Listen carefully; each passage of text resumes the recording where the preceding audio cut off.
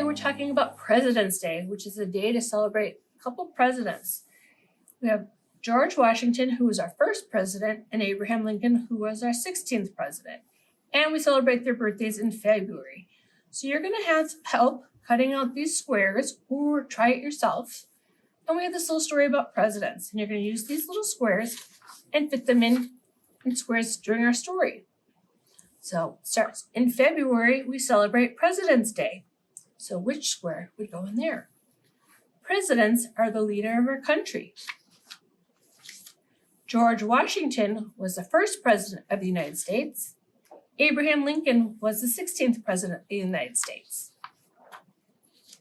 The president has a very important job. They make Americans safe.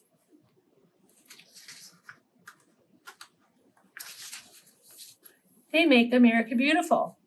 Thank you, Mr. President. And then here's other cards that you can put in there too. Then we have a story about a bell. This is a famous bell called the Liberty Bell.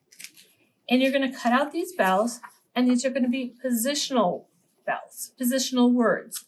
So such as on top of, between, next to. So let's do this first one together, and I'm going to let you finish this yourself.